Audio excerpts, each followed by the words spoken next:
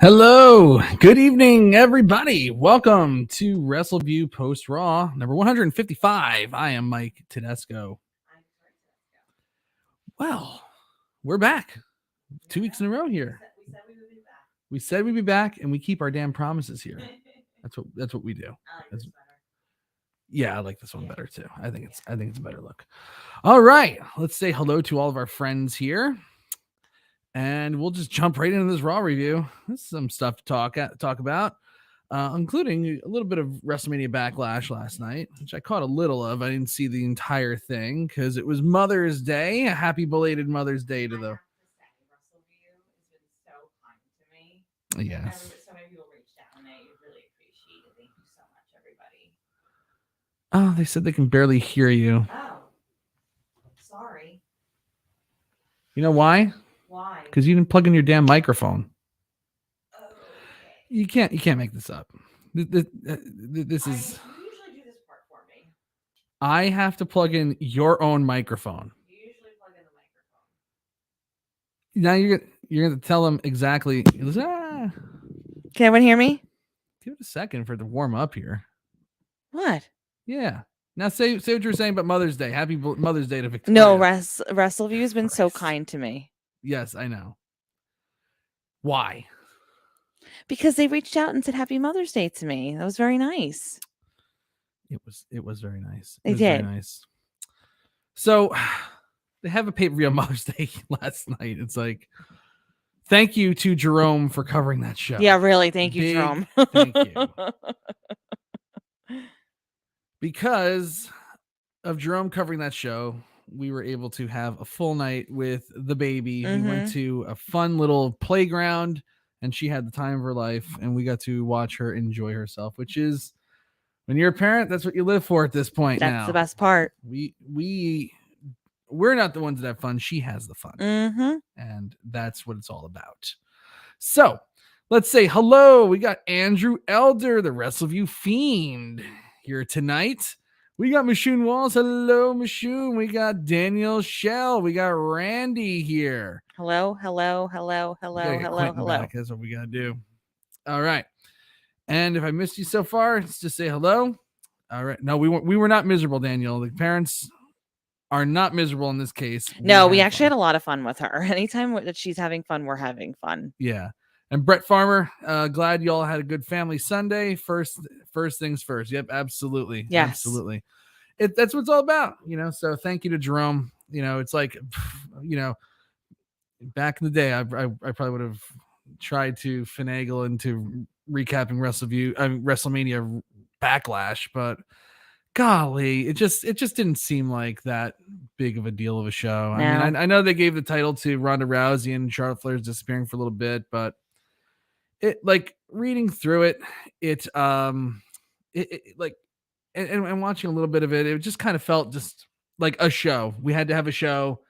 I don't know. Like, I don't like booking things on holidays anymore. I know it used to be like a tradition of wrestling to book shows on, Christmas and Thanksgiving and all these major events because people were going out with the families and wrestling was a place to go, but not anymore. There's so much to do. And, I had no. Well, even too, for me, and again, not just because it was Mother's Day, but I'm thinking in terms of, with the pandemic, we didn't really do anything these past couple of years, Yeah, so it's like Victoria's first real Mother's Day here. We were able to do things, like we were still wearing masks just because we don't want Liliana getting sick.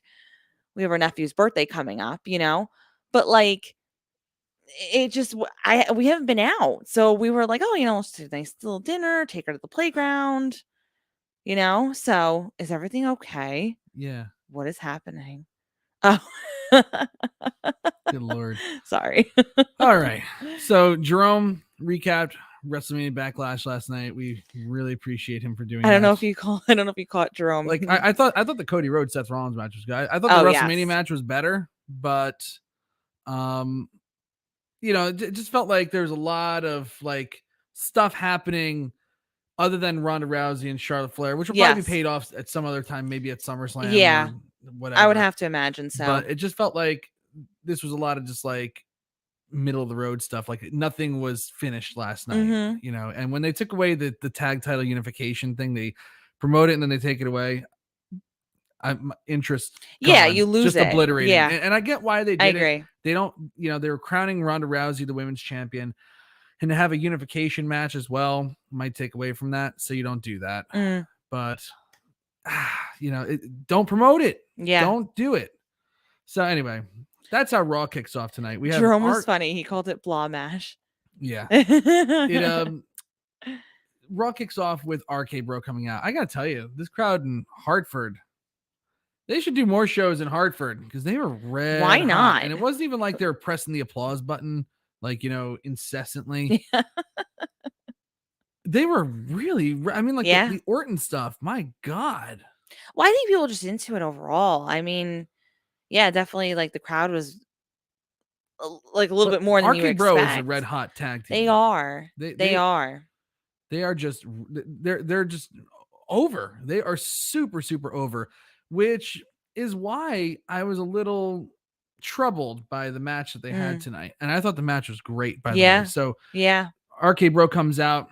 They say that they're coming to SmackDown this Friday to challenge the Usos to unify the tag team titles. And the only reason that Reigns stopped it from happening in the first place is because he doesn't have faith in his cousins. All right, so that's how we're going to get out of it. Fine, whatever. All right, so they'll probably do it either at Hell in a Cell. I'm guessing Hell in a Cell. So we have a match with the Street Profits, who already own a victory over RK Bro in a non-title match, which was smart. And they've been shown a new attitude. I love the new attitude from the Street Profits. What do you think about it? Yeah, me too. It's good. Something different, you know, for them, but I like it. Yeah. I like them getting a little more serious. Yeah. You know, like enough with the jokes. Like, you know, these both Montez Ford and Angelo Dawkins they have like superstar written all over them. Do. The both of them. Both of them. Yeah. Both of them. It's not like it's Shawn Michaels and Marty Jannetty here, where one's great and one is subpar. They're both great. They are. And I just don't want to see them wallowing away and just like, you know, mid-card nothingness. Well, also it's like they have been for basically the last 2 years. Yeah, you want to show different layers to them, and by having them more serious attitude shows the different layers and shows the potential for even more stardom than they already have. You know, they've obviously exceeded in the comedic side of them and that like energetic, dynamic.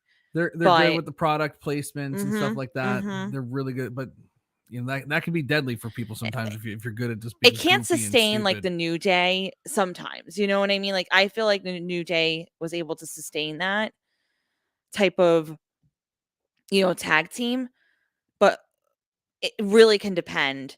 And as dynamic you can be sometimes, if you don't show different sides though to a team, it can get stale and it could get like to anybody. Yeah. And it can also, like you said just before, it can lead you into like mid-card territory where you can't get stuck. Evolve, you almost become a victim of your own success. Oh, he's the funny guy. And then you're earmarked as that. So it's really good to see them kind of show a different side, you know, playing tweener, playing heel in this match. This was a great match. Yeah. Really, really good. I loved Montez Ford hitting the somersault plancha and then doing the little dance that he was doing. I mean, it was just great. And the crowd was on it for the entire thing. They wanted to see this match. They were excited to see this match. Good. And they performed. It was really, really excellent. Now, the one thing that I had a little trouble with is that RK Bro is just so damn over.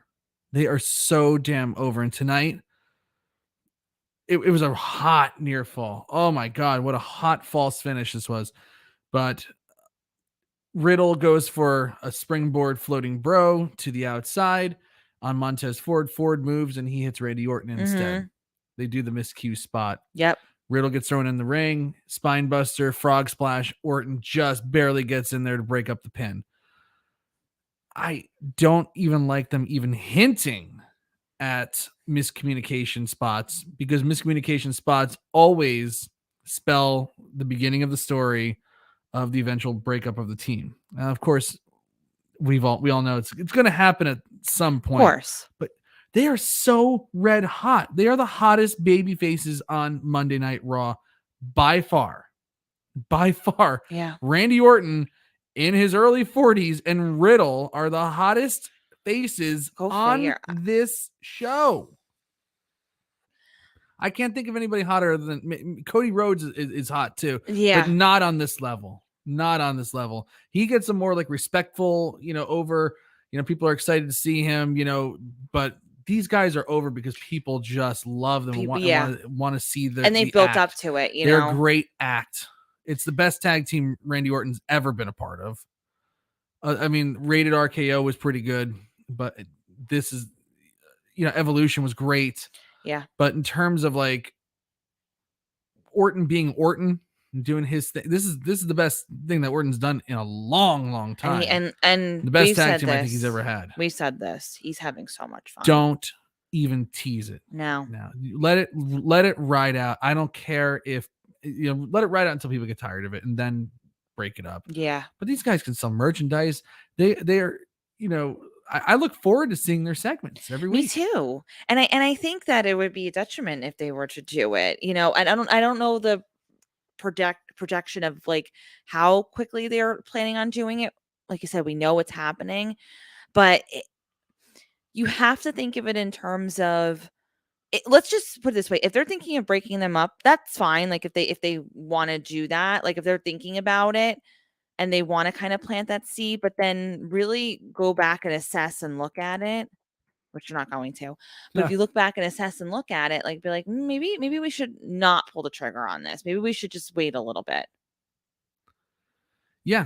I think sometimes they have a plan when they have a plan for things that they shouldn't really go forth with it. But then on things that they really should just kind of reflect and be like, oh, okay, no, this is working right now. Let's continue with this and ride this out as long as we can. Now I'm hoping they just did it as just a thing just to do that false finish because that was red hot. I was like, when it happened, I was like, my God, they're going to take the titles off these guys because the Street Profits kept saying, you're talking about facing the Usos, but you got another problem. We're next right now, and you're not going to be champions. I honestly thought, I go, my God, they're going to change the titles. I really believed it. Mm-hmm. That's how good that finish was. So I'm hoping that was just for that one time only anomaly. And then it's just all smooth sailing from there. Daniel's saying they're better than Team Hell No. I don't know about that. Team Hell No was really, really great. They are on the same level. I think they're very Rock different. And sock connection. I would put them. So for me, with Team Hell No, Booker T and Goldust, one of my favorite odd couple tag teams of all time. I would put them at the same. Right, I have them tied. Like I have them personally tied. With Team Hell No. Yeah, Team Hell No and RK Bro. And the reason why they're different. Like yes, they're odd couples, but they're different. But they both did something different for each other, and what they brought in terms of entertainment. Yeah. I can't say that I gotta say, one's better than the other. I have like a 3-way tie for favorite odd couple tag team of all time. It's got to be Booker T and Goldust was some of the funniest stuff I've ever seen, like in wrestling. Period. Other than like that time when Santino Marella was like calling out Stone Cold Steve Austin, and just like Stone Cold's wrestling clear, it is condemned like the movies. It was like really, really funny stuff. Obviously, Team Hell No was phenomenal. So those Dr. Shelby segments could never be duplicated, as we saw with Bayley and Sasha. Right, Banks. did not work. And this is one of the great odd couple tag teams. I think you got to. I mean, there's not a lot of odd couple tag teams that were really truly great. This is definitely one of them. Yeah, this is definitely one of them. Rock and Sock connection. I think they're better than Rock and Sock. I think that I like what Brett said before. He said they could have them part amicably so they could team up again later on, like Rock and Sock. Yeah, that would be ideal for me. Don't let them like have this brutal breakup where they can't come back if they need to. Yeah, well, we'll see what happens. I'm hoping it's just a one-time anomaly because God, they're so good. It's just like they have such trouble building stars that you have faces. Top faces as two guys in one here. Let it be that. Yeah. To break them up will diminish both. They don't need to happen. Now, after the match, they had a promo with, oh, by the way, the RKO out of nowhere that Riddle did to Montez Ford was friggin' awesome. Really. So again, that might be another thing that kind of signals that maybe the miscue was just an anomaly. Yeah. Because Randy Orton wasn't acting anything like, oh, what the hell with the miscue and all that stuff. So I'm hoping that I'm wrong about that. But I love this team so much. I don't even want to see them. I don't even want to see. You don't even want to like I a don't want to tease. tease. Exactly. I do not want to tease of it.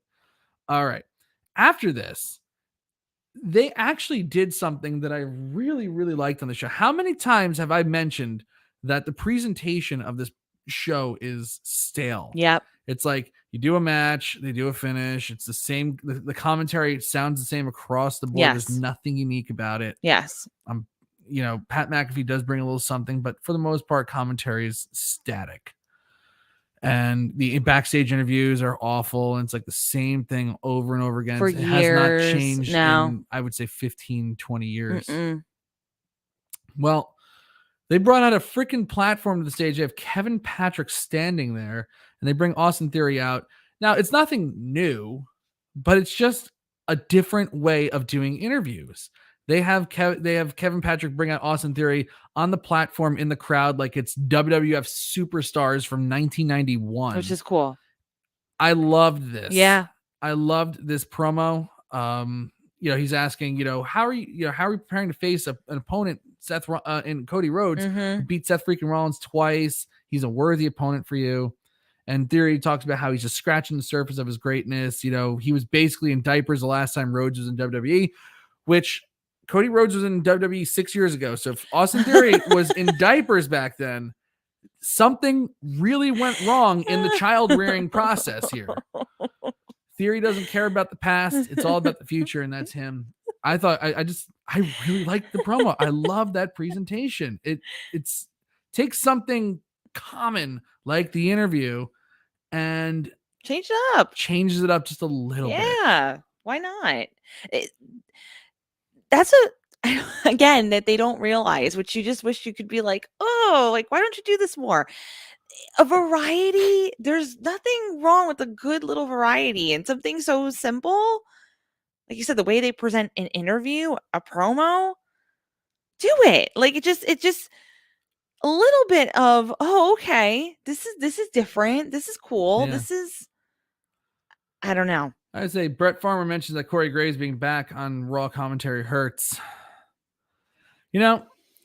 I saw a lot of hate for Jerry the King Lawler when he was the Raw color commentator for 2 weeks when Graves and Carmella were on their honeymoon. What is with all the hate of Jerry the King Lawler? Something must have happened. I actually don't know. I bet you it's a whole bunch of retroactive white knights bringing up the 1993 allegation against Jerry Lawler that was totally debunked and thrown out. I guarantee it's something like that. Oh, yeah. Hold on a second here. Time out. He's guilty until proven innocent. Yeah. I'm sure that's what it is. Mm-hmm. Either that or it's ageism. I don't know what it is, but the internet sucks. Yeah. No, it was. I was actually genuinely confused that night. Like, what was it for WrestleMania? Was it WrestleMania? When we were watching, was it like the pre-interviews or like the pre-show? And there was something we were watching, and Lawler was just like, I was like, the kickoff show. The kickoff show, hilarious, hysterical. But then people were just like crucifying him on the internet, and I got very confused. Commentator, and I got really confused. I normally can be like, oh, I know what he said, but like somebody's like, oh, I saw Jerry Lawler trending on Twitter, and I was hoping it's because he was dead. Like, yeah, see that's like, why? Well, people are extreme. Like what did I miss that Jerry Lawler did? Yeah, I mean, you don't have to like the man, but people. I see. He's saying that Corey Graves' back is hurting from carrying the Raw team. I mean, well, Brian Saxon is atrocious. He's worse than Corey Graves, no question about it.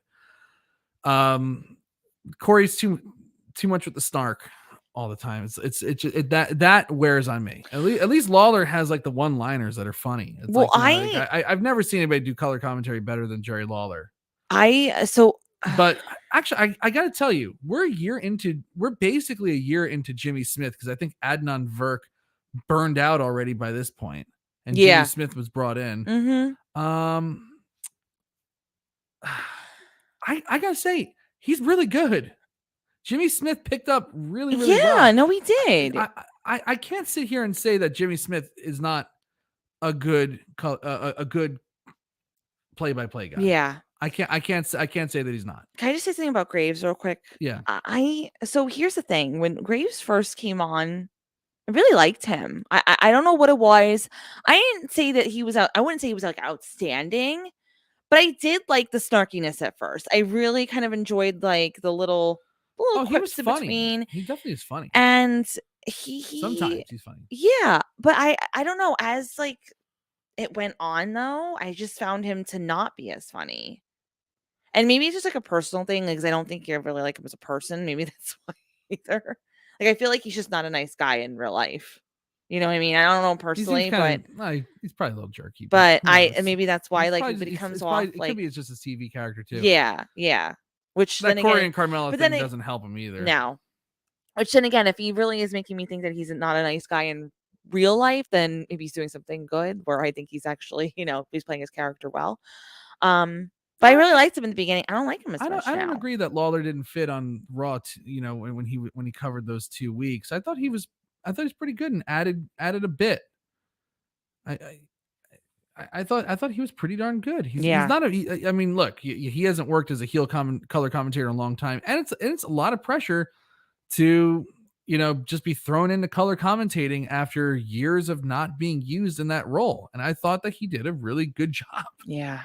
It's like, he's and working with 2 guys that he really has never worked with. It's really weird. Like a few years ago, Byron Saxton, remember they had him the Raw after WrestleMania when Brock Lesnar killed Michael Cole and Booker T. They had Byron calling Raw by himself, and it was such a disaster that they sent Jerry Lawler out there to save him. We're not that far removed from Jerry Lawler saving Byron. Well, I don't. It's not like he got awful. And Daniel will not explain why he hates Jerry Lawler. Why is he got awful? What's interesting too? We went from like Jerry Lawler almost died. I wish, Randy. I do wish it was a 2-man booth. If it was Jimmy Smith and Corey, I'd be so much happier. We don't need 3 freaking guys. What was I gonna say? We went from like Jerry Lawler almost dying on Raw, mind you, and everyone like and then everyone being so concerned and so like, oh my god, Jerry Lawler, and now it's like we're on the hate train. It's really weird. I don't know. Internet. That's the internet. That is the internet. And Randy kind of makes a good point too. Running down someone I don't care about and really shouldn't care about is just a distraction. Yeah, he does steamroll a lot of people. He does steamroll a lot of people sometimes, and it does get a little old. All right. Anyway, back to this platform thing. It was great. Mm-hmm. It was really good. All right. The next couple of segments were not that good. And it all has to do with this Judgment Day tag team stable with Edge, Damian Priest, and the new member Rhea Ripley. Everybody knew Rhea Ripley was joining. We called it. We were talking about it last week on the show. And I do like Edge's new haircut. The only thing I like about Judgment Day is Edge's new haircut. Edge looks amazing with the short haircut. He's always looking really good. does. Yeah, when he cut his hair after he retired the first time. Yes, I was like, oh, it looks good. I thought he looks very good. But there's nothing good about this stable. Nothing. It's really bad when it hasn't even going on that long, but I feel like it's been going on for months now. Yes, I know. Yeah, that's a really good point. It feels like it's been just dragging on forever. It's only been a month. A little over a month now. I have to be honest with you. And he threatened us. That's a scary thing. He said we're not done yet. Yeah. Oh, no. And that's the thing. It's just who else are they gonna? It's just the beginning. Who else are gonna drag down in this? Just the beginning. Where I have a problem from start to finish of tonight with both segments. I had a problem with. Like, there was nothing I liked about this except Edge's haircut. There's literally nothing I liked at all. I'm telling you, this has retribution vibes written all over it. It really, really does. The only thing that they have is Edge as as the leader rather than Mustafa Ali. But my God, this has doom written all over it. Here's the problem. I'm not even kidding. Hold on, because this is bad. I mean, the scripted promos. Edge is out there ruining his legacy right now. I'm not even kidding. Like this stuff is so bad. This hurts a legacy. Okay, so I want to ask you about that. Because for the longest time it's like, oh, Edge, when he turned heel in whatever it was, 2005, 2000, whatever it was. I can't remember what when he turned heel officially. But he was great. When he won the Money in the Bank and then he beat John Cena for it, and he was the ultimate opportunist, and he had great matches with Cena in the summer of 2006 and RK Bro and the whole entire thing. And then, the run on SmackDown with Vicky Guerrero and all that good stuff, and the wedding angle with Vicky Guerrero, and then cheating on her with Alicia Fox, and the Undertaker feud. Everything he did, that was an unbelievable main event run as a for getting the opportunity after years of being in a great tag team.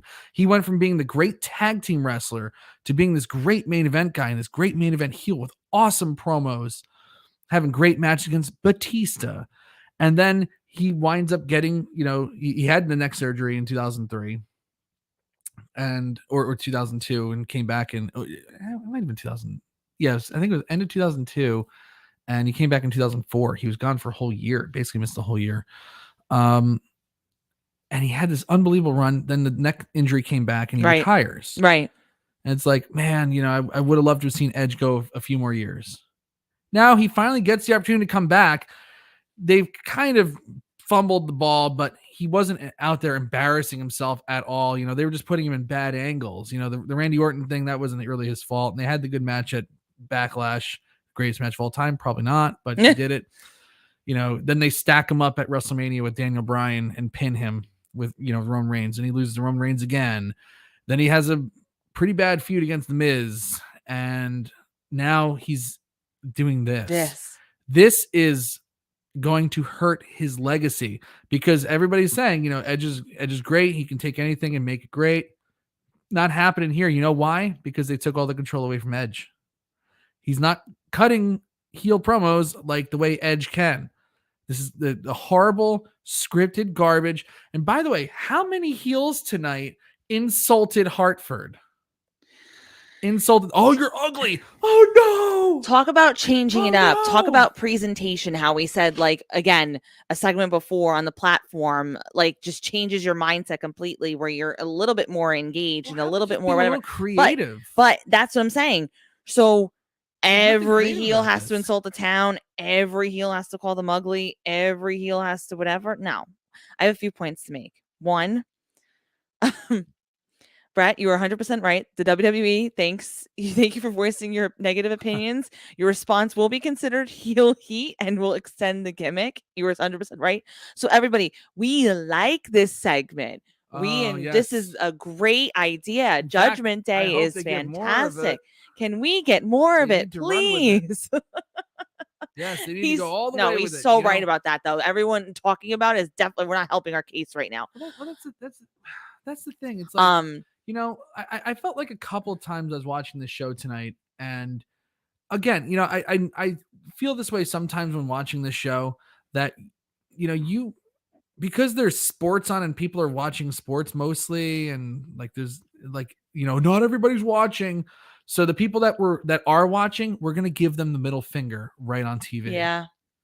I felt like there was a couple times, especially in that third hour, they were giving us the finger. Definitely giving us the finger here too. Mm-hmm. It's insulting. Okay, so I have a question. Hold on. It's like the scripted promos on a guy like Edge is absurd. I get it. Damian Priest, horrible promo. Rhea Ripley, who knows? They've botched her every single which way, and they continued to ruin her tonight. They continued to ruin her. So she joins Wish Ministry of Darkness / House of Black because people are selling her autographs on eBay. Get in line. It's like, that's the dumbest thing I've ever heard, number one. Number two, they then put Rhea Ripley, who just joined this hideous stable last night, into a match against Liv Morgan. And instead of killing Liv Morgan like she should have done, they put her in a competitive match where she's selling for little Liv Morgan. Hello?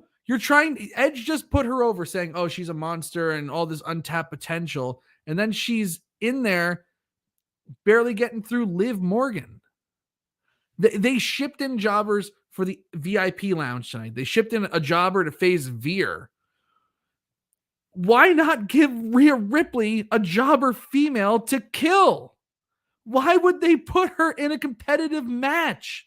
And then Damian Priest looked even worse in the match against Finn Balor. This is Retribution all over again. Remember Retribution's first match? I remember. Do you remember? They lost. Why are you yelling at me? They lost. Why are you yelling at me? What the heck did I do? It never got better. Okay, it never got better. You're yelling at me. This is not going to get any better. I didn't do it, though. I did not make this a thing. So stop yelling at me about it. I'm just saying. I have a question, though. You talked about it a little bit before. Does this truly ruin Edge completely, though? No. Is Edge the only... I feel like Edge is the only one who could come out of this. And if this gimmick stopped, right? He's the only one to come out of this. But what the hell is this doing for Damian Priest and Rhea Ripley? Nothing. And I hate to say it, Rhea Ripley has gotten opportunity after opportunity after opportunity. Not her fault. No. It's not her fault. I'm not blaming her at all. I am not blaming her at all. But she's had like chance. This is not going to do it. This isn't going to be the thing that catapults her. This isn't going to be the thing that like drives her. And neither is this with Damian Priest. He also had an opportunity as well. Bad Bunny. Oh, did you notice that he was doing when he was cutting his promo, he put a little growl in his voice tonight, to make him sound like a bad guy. This is what we got. We got people playing wrestler here. So and I understand about arena noise not being the barometer anymore. I understand that it's the social media crap, but it's bad. You want to talk about bad and, even talk about somebody who lit up social media because it was such an awful friggin' gimmick. Alexa Bliss came back tonight. Yes. If they're going to keep everything, based on social media metrics, Alexa Bliss should be the Raw Women's Champion and blowing fireballs out of her ass. Yeah. For the rest of time. But they changed her back to regular old Alexa Bliss with just a few changes, kind of like how with The Undertaker, when he went back to the Dead Man character, he had, some aspects of the American Badass to him, but now she's back being regular Alexa Bliss. So sometimes bad is just bad, and they do eventually move on from it, but not before they double and triple down just to say that they did. Yeah. And I have a feeling that's but this is going to hurt those two at the end of the day. Edge can come out of it because of his legacy and because of all he's endured. Yeah. But I'm going to bring the question back again to you. Why is Edge allowing this to happen? Why? I think he really deep down wants to reinvent himself. I think he loves Undertaker, Mark Calloway. They were close for a while. I don't know if they still are, but I think that he wants to, take a little bit of what he did in his career where, he kept, advancing his character and doing different things with it. And I think he sees this as an opportunity to kind of tap into another side of him that he wants to present. It's just a problem that this is just not the way to do it. This is not the way to do it. It's like, I think that Rhea Ripley as a heel is actually a great move. I really do. But not with the stable, though. Who knows? I don't know. Probably not with the stable, but the presentation. It's always the presentation with her. Not having her do a squash match tonight really was a major foul up. Having her look weak against Liv Morgan automatically takes some of the starch out of her joining this Judgment Day. Why have her join if she's the exact same Rhea Ripley, just with darker hair now? Who cares? That's what people see. I know I'm right about this. I'm not saying you're wrong. And people Who are going to say, wrong? oh, but she got the win and she beat her up after. Optics. The optics are just meh. It's been that way. And Damian Priest, we've talked about him ad nauseum. So let's move on.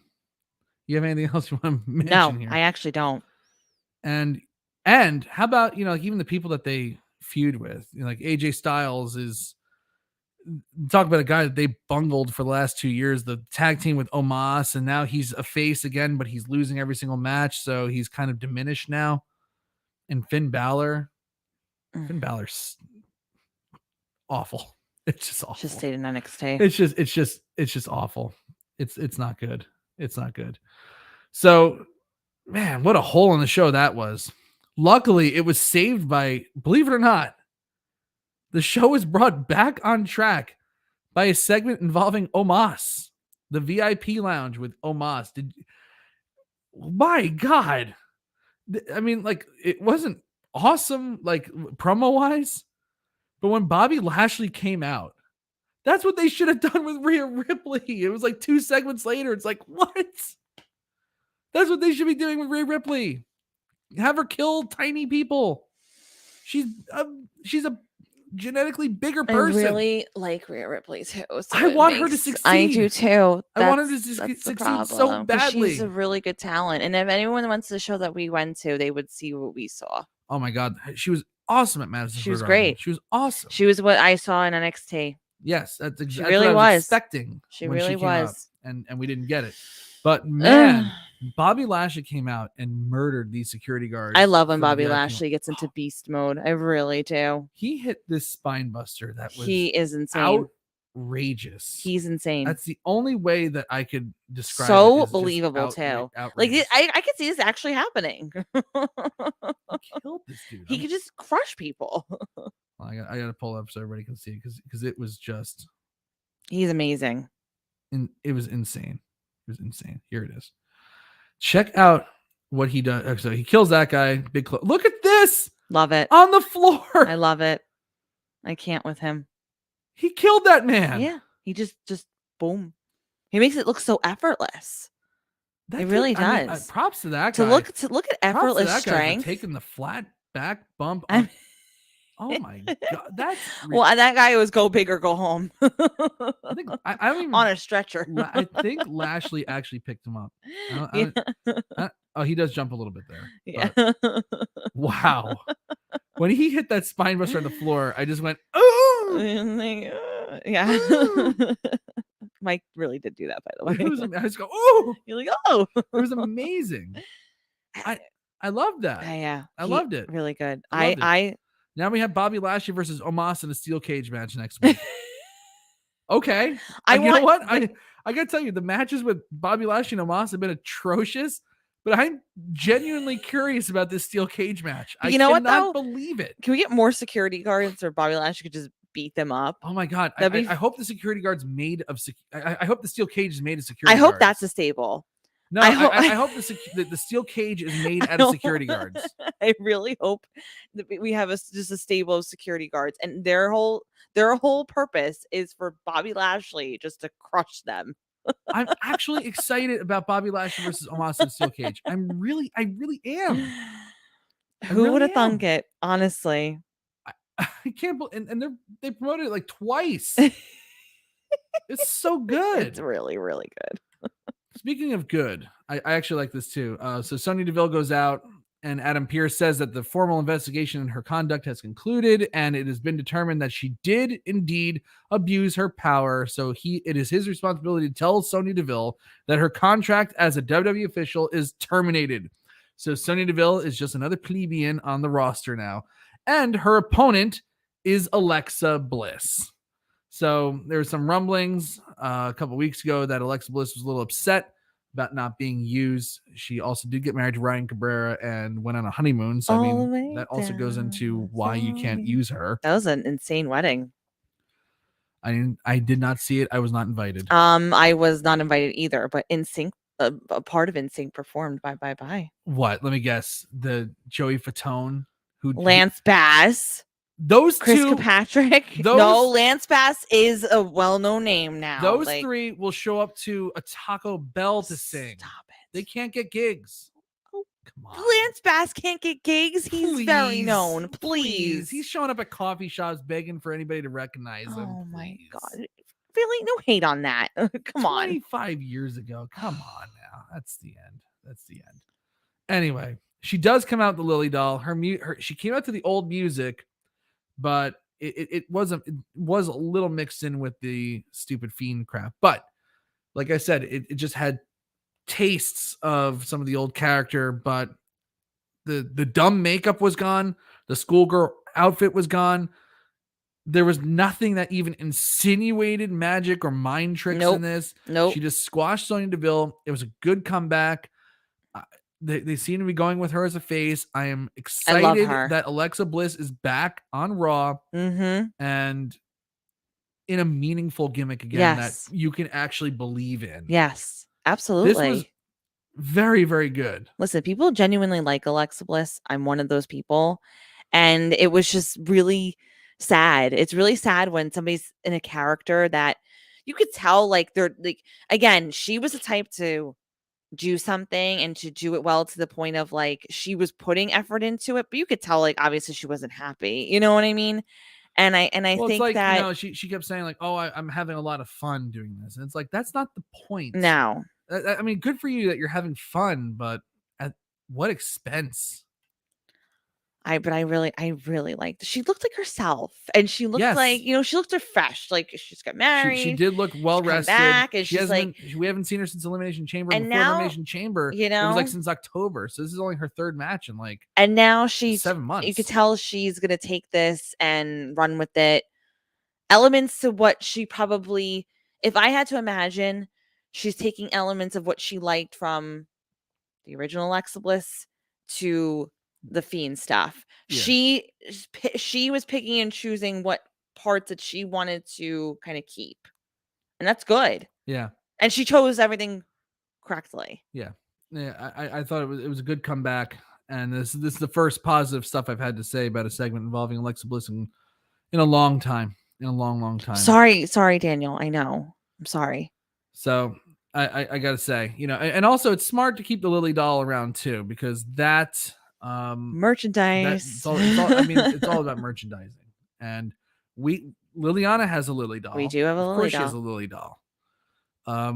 It makes no sense to trash that part of the gimmick. No. So keep that, because that'll sell them. But you can sell stuff on WWE Shop without having to make it some atrocious magic angle. Wait, we should tell everyone what she's doing with the Vince McMahon puppet. Oh, what does she do with it? She puts it to sleep. Yeah, she goes, night, Vince. Yeah, she puts it in her American Girl crib, and the Vince puppet that we had, and puts him to sleep. Yeah, she goes, night, she likes Vince. to do. It's very strange. So it's very, very cute. So we have a fun segment with Kevin Owens and Ezekiel. It's very quick. Kevin Owens says that he's going to come, that his brother Ken is here tonight. I thought this was funny. He comes out in a gray wig and is screaming at Ezekiel, and Ezekiel goes, "Hey man, you know, why don't you calm down? I don't think your brother Kevin would like you screaming so much." He goes, "It's me. I am Kevin." It was like so stupid. He's like totally.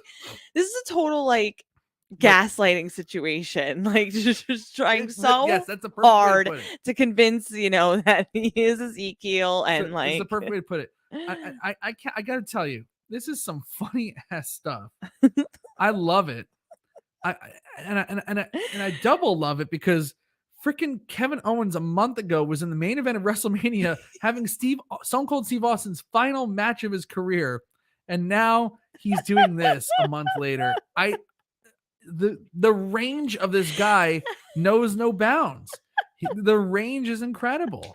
He can do it all. He's great. I love it. He is so good. I was this is stuff that's genuinely building on a laughing. legacy, not what Edge is doing. Edge is subtracting. Kevin Owens is adding. Ken Owens was fun. I'm probably laughing too much, but I just enjoyed it because when he took, he's like, "That's mine." When he was screaming at them, he's like, no, this crowd's, I hate liars, and you're all liars. And he's like, hey man, but Elias is like right there for all. I know, of them. I know. He goes, hey, man, calm down. Like Maybe my brother could sing you a song. My brother will come out here. I'll have Elias come out here and sing a lullaby. And I don't think Kevin would like you screaming so much. It was so funny. So then eventually Owens does attack. What do you think Ezekiel. It's a stunner. I don't know what I don't know what the payoff is going to be. Because you mentioned in your tweet, I'm just wondering what, and if anybody has any thoughts on this in the chat, what do you think the payoff of this? Not the payoff, rather. What do you think what they're heading with this? I actually, if anyone has any ideas, I just had a thought, like back in the day when they did oh my god, what were the guys' names? Andrew will probably know it. They had the theme song. It was Luke Gallows as Festus. It was biscuits and gravy made me a man.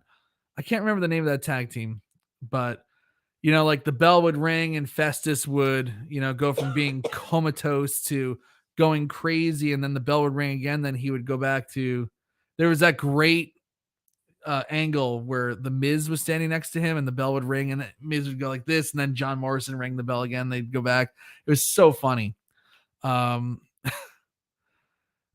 Jesse, I guess it was just Jesse and Festus. Yeah. All right. Randy says it's just Jesse and Festus. I thought they had another name, but maybe that's what they do. Maybe it's like, an E minor chord gets hit or whatever it was. And he's like, turns back into Elias, and then like another chord gets hit. He's back to Ezekiel. I don't know, but I think that'd be fun. I think was funny. I like I would love to see Damian Sandow come back as Elias. I gotta tell you, I think that would be great. That would be really funny. I think that'd be really great. And Kevin Owens just like so remember those guys that would like I remember hearing about like these guys that would like go like investigate sick people and then think that they get sick, and then they would say like something like they had families and then they didn't really have families and they ran away. Like this guy Frank Loman was out there tonight with Veer Mahan, and he's like actually like, why are you here? Like, have you seen what Veer has done?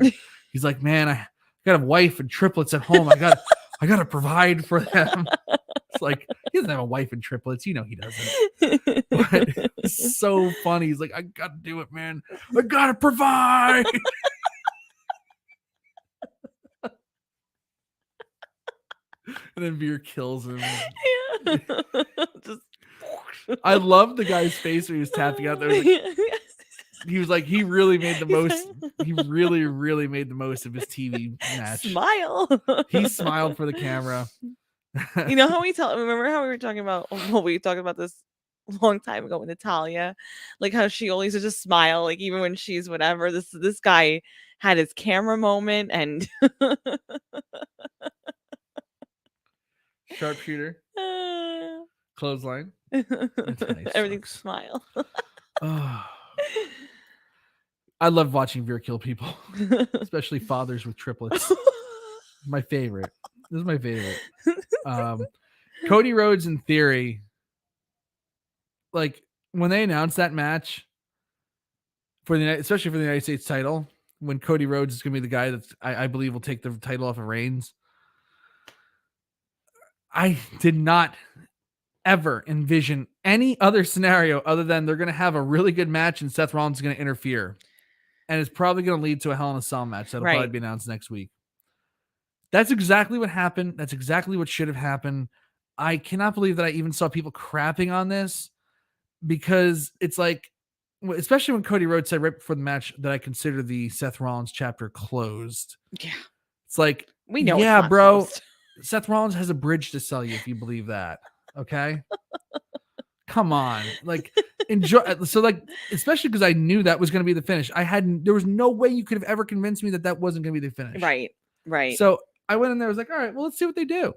Let's see what they do in the interim. And I got to tell you, Cody Rhodes did so much for Theory. Yeah. Sold for this young man. Mm-hmm. Really made him look like $1 million and didn't lose anything for himself. No. It wasn't like he was like, definitely not. wow, Cody looks really weak in this match. No. He just made Theory look really strong. And when he made his comeback, he looked really, really great as well. Yes.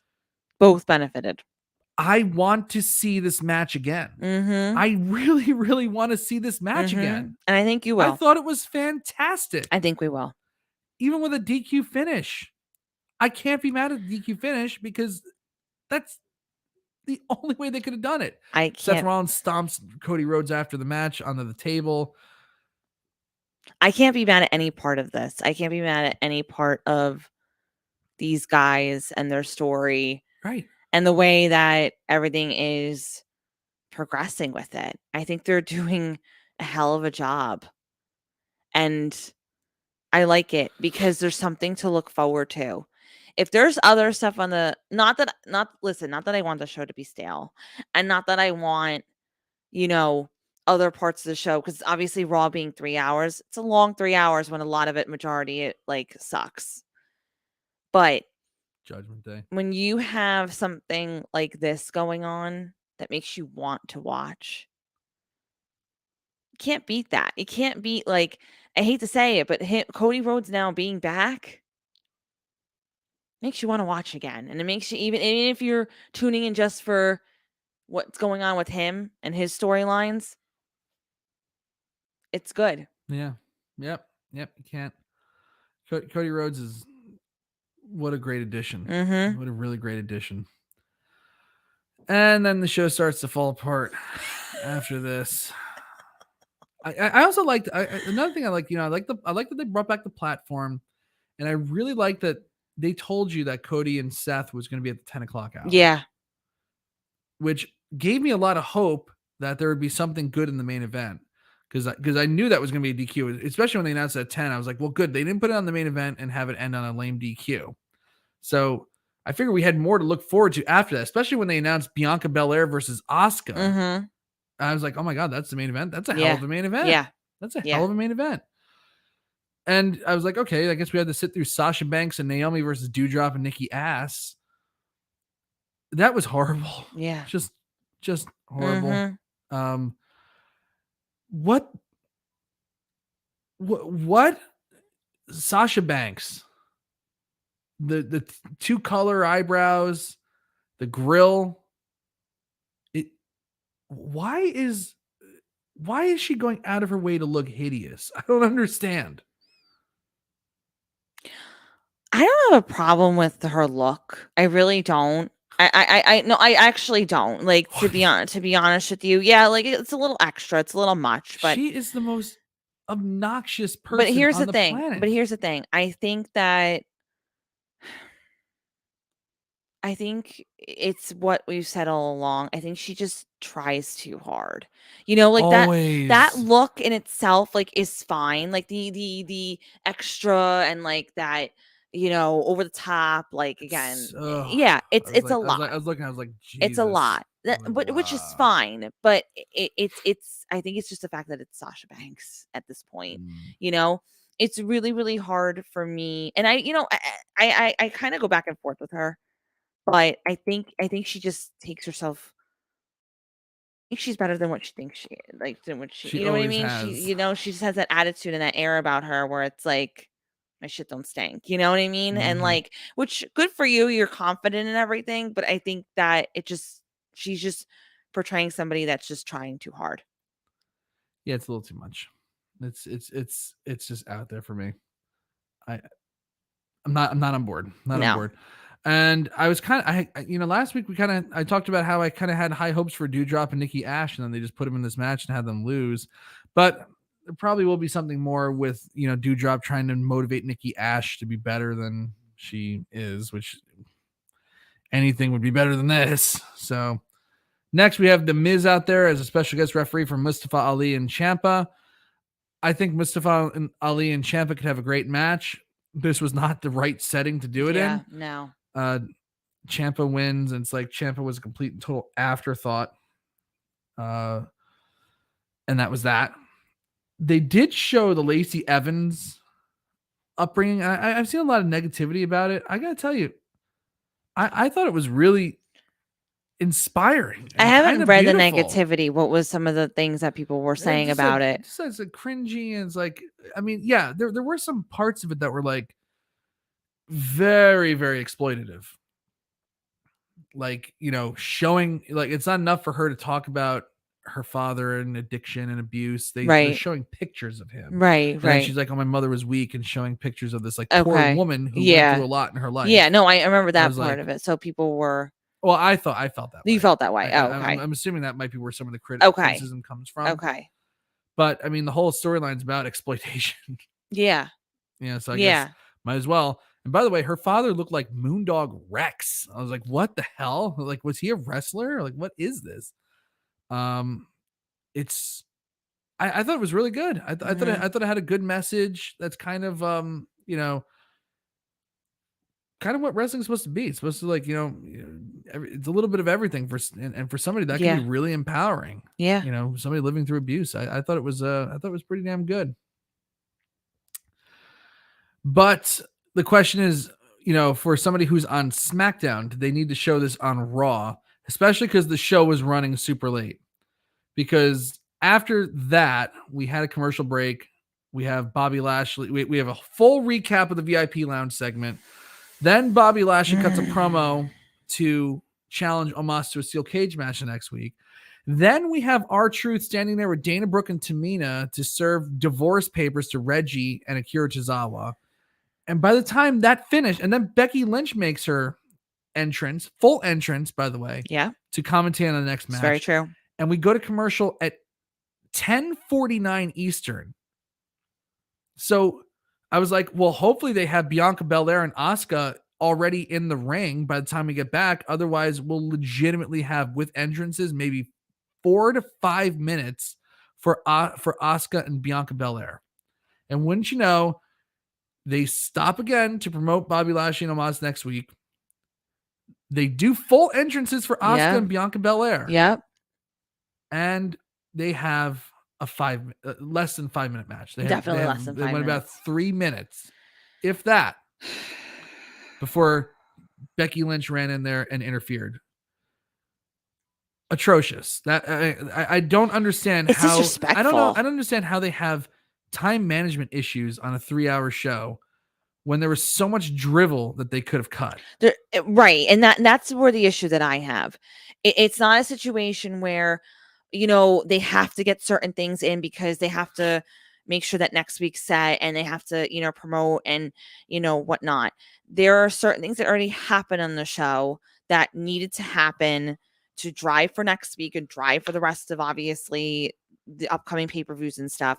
But when you have these bullshit, like, you already had some comedic things tonight, like, you did not need to add the whole R-Truth.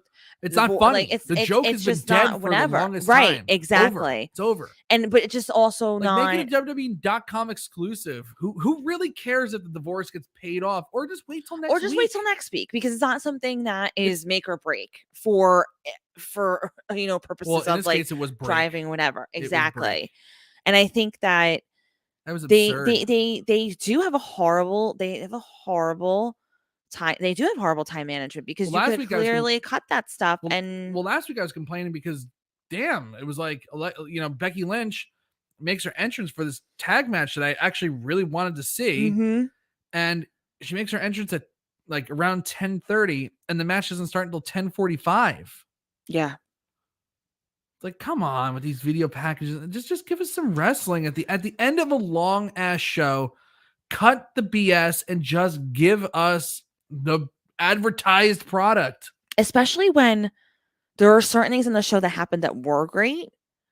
There was some good stuff. Alexa Bliss has come back. The Raw tag team title match. Yes. The Cody match. Yes. It's the only things that are popping out to me right now. Right. Kevin Owens. Ezekiel. But those things, right? You could almost forget, because of that third hour.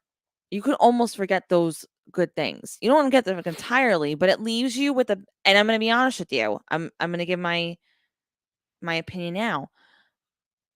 I would give Raw a thumbs down for simply because of that poor time management just at the end where you added that shit in there that did not need to happen. Right. It was a total dud. The third hour really, really did bring it down for me. It really, really did. I would say about an hour of the show was really good. The Judgment Day stuff took up way too much time. No. For something that's just like really, really not If you good. timed it, there was an hour of segments all I'm over. not even writing off Judgment Day because I think it actually could be saved if they let Edge be Edge. Oh yeah, if they just let Edge have control over it, then absolutely. If they let him just do his own promos, for God's sake. That could really save it. But I'll talk about that after. The tag title match was good. Alexa Bliss's comeback was good. Cody Rhodes and Austin and Theory, not Austin Theory anymore, it's just Theory. Mm-hmm. Come on. Was all good stuff. Kevin Owens, Ezekiel was fun. The VIP lounge segment, I really liked it. Mm-hmm. But the Judgment Day stuff was a hole in the show, a long hole, and the third hour was just really, a mess. It was a mess. Just a mess. It was, and it could have been picked up by a Bianca Belair Asuka thing that did send it off. I mean, look, that I figured that would be a DQ when as soon as Becky Lynch came out. I just couldn't believe that they gave them 2-3 minutes and then just went. That's disrespect to them. And that's the thing. I don't like the disrespect. You're not hurting anybody by cutting some other stuff, but you are hurting those individuals who. Well, they're the ones you're selling this whole entire division. Yeah, on. Come on now. Yeah, like you're not going to build anything up. Like is Bianca Belair an afterthought champion again? Because that's how she's being treated right now. Right, exactly. She won the title, 6 weeks ago or whatever it was. Yep. What have they done with her since? Other than some match against Sonya Deville. Yep. She's just kind of there. Mm-hmm. Becky Lynch again is getting all the attention. Yep. So where's the big reset? And then 2 minutes for an Asuka for a match against Asuka that people might want to see. Stupid. Not saying it had to be a long match or by any means, but barely 3 minutes, not doing it. Sorry. Yeah. Well, Randy says that the short Asuka Belair match could be a sign of the problem with the women's division right now. You don't want to push a long match between them now because you're going to have Asuka be a big part of the main, probably with Bianca really, really soon because you don't have anyone else. But you either give us, a little sampling of that like they did with Cody Rhodes and Theory tonight, or you don't book it at all. I have a problem with them booking something and then not delivering. They just did that with the tag team title. Can't half-ass it, yeah. No, they promote something and then don't give it to you. That erodes audience support. That's ultimately, you want to talk about, you can blame the pandemic for, why the television ratings are what they are, and why some arenas are only half filled and this and that. You can blame the pandemic for that all you want, but they've had a long history now for the last 10 years of egregiously pushing things and then not delivering on it. And that erodes audience confidence in your product. Yeah. So it really rubbed me the wrong way enough that I'm going to give this show a thumbs down. Yeah. Daniel, I would push Alexa in the women's title. I would. Yeah. I would. If they have a normal Alexa Bliss, push her. I would. All the way. We need her. We do. We need her. We need more. We need more. The way. We need more women. We need more established women. So. Yeah. So everybody, we're going to wrap up this show for tonight, but we thank you all for joining us. Let us know what you think in the comments. Yes, please let us know what you think in the comments. Victoria and I both gave it a thumbs down.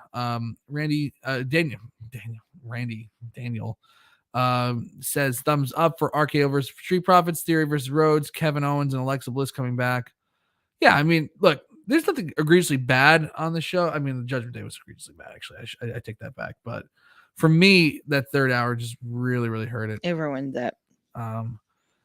Brett said that Ali versus Ciampa was a good match, even Miz as the ref. Yeah, like it had signs, but it just no one cared like watching it. It was just like Ciampa was a total afterthought. It's like, why is this guy on the roster?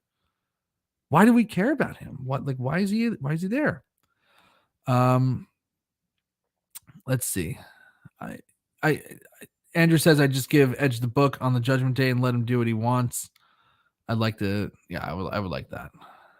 Andrew Elder gives it a thumbs down though. The Yeah. show overall. Yeah. So it's gonna be pretty mixed. I think everybody I'm had curious the to see same thoughts that we did. Thumbs up to certain matches, but overall, if you're looking at overall show, thumbs down. I'd like to actually see 51%. I think it's gonna be split. Pretty much because the there whole were way. really good things on it. 51% give it a thumbs down on the Wrestleview Twitter here. Yeah, I kind of agree with that. Before we sign off altogether, actually, sometimes we talk about the news of news around professional wrestling. Man, I gotta say, I've through the years, I've been kind of very forgiving to some wrestling legends making mistakes in their personal lives, and I'm all for second chances. I mean, Scott Hall, who died just about 2 months ago, is like the king of getting like the second chances and things like that. But man, I gotta say, Tammy Sitch, Sonny, fuck her. I hope she goes to jail for the rest of her life. What a disaster. What an absolute disaster.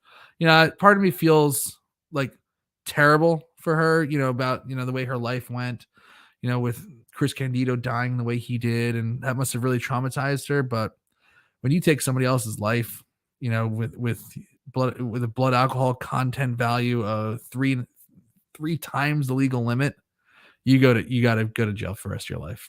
It's over. That's beyond the pale. Gotta go. Terrible. I've been seeing that all week. I wanted to just put that out there. She's got to go. Very sad story. No one wins in that. So can get up to 35 years. should be more. How many people are sitting in jail for life sentences for marijuana charges and stuff? Come on now. It's like 35 years for taking a man's life. It ain't right. It just is not. It actually puts a pit in my stomach, honestly. Think about it. It really does. It's sad. It's terrible. It's terrible. There actually are no words for it. It's just beyond. Yeah. It sucks. But I hate to leave on a sour note like that, but I think like she's like, they got to like take away the Hall of Fame ring. They got to do the whole thing. Daniel says kick her out of the Hall of Fame, but they still have Donald Trump. Well, Donald Trump, I mean, he didn't do anything to lose his Hall of Fame ring. It's just he's repugnant on a good day, but he didn't do anything to lose his ring. But she killed a man. It's pretty. Yeah, some people would probably say that Trump killed people too, but who knows? I don't want to go there. But Tammy, she got to go. On that note, we will be back next week. I don't see why not. Yeah, I don't see why not. So we'll be back with you all next week. We had some fun talking about wrestling tonight, and a little anger at the Tammy Sitch thing. She's got to go. Smiling in her mugshot. Terrible. I'm Mike Tedesco. I'm Victoria Tedesco. Have a good week, everybody. We'll see you next everyone. week. Thanks so much for joining us tonight. Have a good one.